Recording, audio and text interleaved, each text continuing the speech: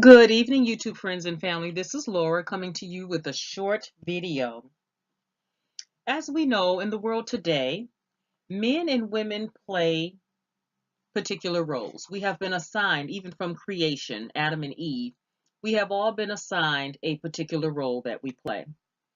In a relationship, the male and the female both play an individual role and a collective role. The age-old question in a relationship, and today I'm going to focus mostly on marriage, is who is wearing the pants in the relationship? Is it him or is it her? Have you ever been asked that question, my friend? Has anyone ever questioned you who is wearing the pants in your relationship? Sadly, today, there exists an attitude in some that the male should always wear the pants and the female should just go along with everything that he's saying.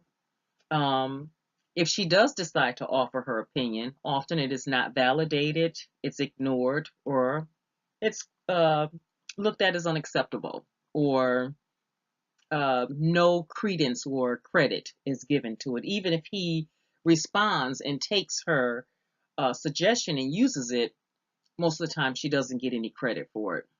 And so that's really sad that today in 2018 we have to deal with that. I once had a male friend to tell me, and he's a divorcee. He shared with me that he wished that his ex-wife had offered more of her opinion, that she would have suggested things, suggested saving for this, or trying to achieve this in the relationship, or trying to save for, or travel here, or travel there. Apparently, she didn't offer any suggestions at all. He wished that she had come alongside him um, to plan and to strategize in their marriage. When women fear offering their opinion, and most of the time we don't, because women naturally we are communicators, but when we do fear offering our opinion, something has happened to shut us down. Number one, we may fear that we may offend the male, or we may be accused of trying to usurp his power. In other words, the person that we're offering our opinion to may accuse us of trying to wear the pants or trying to act like a man. Ladies, have you ever been accused of trying to act like a man? It takes a very strong man to deal with a woman who's opinionated, a woman who's independent, a woman who's secure, and a woman who can use her brain to think and to strategize and to plan and can offer suggestions. It takes a very strong man comfortable within himself to deal with a woman like that. Now, let's do a history lesson over the past 25 to 30 years, how the roles have reversed or changed um, in the male female relationship. In the past 25 to 30 years, females now work outside of the home. They now work full time, 80 plus hours. They are now bringing home 80% of the income. And most females, their paychecks are equal to or higher than their male counterpart. Females now have an increased role at work, more authority at work. They're now managers, CEOs, directors, supervisors, and their authority is over male employees. Another role reversal that we see is that the male is now choosing to be a stay-at-home dad, and that's perfectly okay if he's comfortable with that. Or he's choosing to stay at home to raise the children, but to work from home. His office is from home. He's an entrepreneur, and that is perfectly okay. Most of the time, when a man tells a woman that she's acting like a man or trying to wear the pants in a relationship, it will cause one or two things. It will either cause her to retreat and to shut down and to never offer a suggestion again, or it will cause a big confrontation. Now, fellas, when you say that to your woman, or if another male jokingly tells you, oh, she has you whipped, she's wearing the pants, it makes a man look insecure. It sounds chauvinistic. It makes a man look controlling and sexist. And like I said, sadly, today in 2018, there are still sexist attitudes and gender attitudes. I love the movie The Black Panther, and I will not do any type of spoiler alerts or anything, so you don't have to worry about that if you have not seen the movie. But I truly hope that you will go out to see it.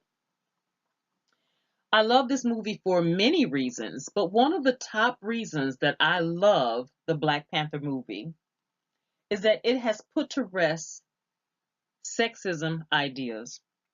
It shows a world in Wakanda where men and women can coexist, each fully capable and empowered to openly display their strength without intimidation or fear. The women in this movie, they were smart, assertive, powerful, strong, obedient.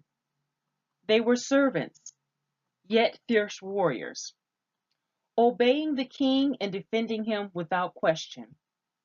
They were able to hold their own.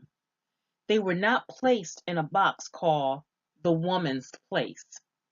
And what is that anyway? What is the woman's place?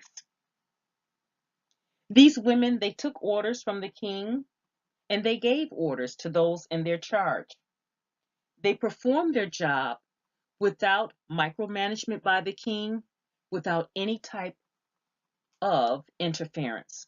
They were given free reign and authority to do what needed to get done. Well, critics of this movie, they accuse the women's roles of overshadowing the role of the king.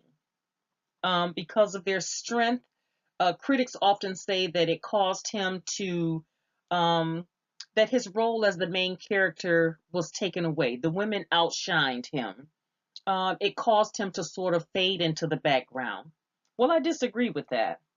I say that this king of Wakanda, he was comfortable enough to allow the women around him to become and to be who they were meant to be, to fulfill their purpose. T.D. Jakes, he calls women divine solutions. I love that. Divine solutions, women. That is what we are. We're divine solutions to this world. We're divine solutions to the men in our lives. We offer something that no one else is able to offer. The king of Wakanda, he trusted them enough that he knew that together that they could get the job done. Together they could resolve any issues. Together, the king and these fierce, smart, aggressive warrior women could overcome anything. He trusted them with his whole heart. He knew that their heart was with the king. He knew that their heart was with their country. That everything, no matter what, that the welfare and the well-being of their relationship and their country was a priority. And my friend, we could use a lesson from this movie, that in any relationship, a marriage or relationship between the male and the female, we have to be able to trust each other. Our heart has to be safely nestled in the bosom and trusted by the person. We have to be able to be vulnerable and trust our care. We have to know that the relationship in our family is a priority. And that no matter what comes at us, together we're going to work it out. We're going to make it through. We're going to have each other's back. And I think that's what causes the question, who's wearing the pants? Because somewhere there's some discomfort. Someone doesn't trust someone, or someone is insecure, or someone is on a power trip. And so that's what causes the questions, who's wearing the pants? There's no need for a power trip if the priorities are the same. if you're walking together, there's no need to power trip. If this person can do something better than you, it's okay to let that person have free reign to do that. For instance, if your wife is good with the money, then why not let her have free reign with the money? It's okay for, of course, she has to let you know what's being done with the money. But if she's good at saving and strategizing and planning and everything, and she's doing what's right with the money, what's wrong with her having given her the authority over the money? The same with the male, vice versa. And so I disagree that he was a wimp or anything. He was trusting these women to be divine solutions. He was an empowering male. And we need to see that more often in our lives. We need to see more males empowering the females in their lives, whether it's their sisters, their sister-in-laws, their daughters, the women in their lives, their co-workers.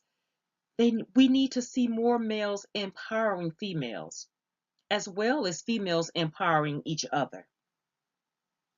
So the next time, men, you are attempted to accuse your woman of trying to wear the pants, usurp your power, or you are accusing her of behaving like a male, think before you speak.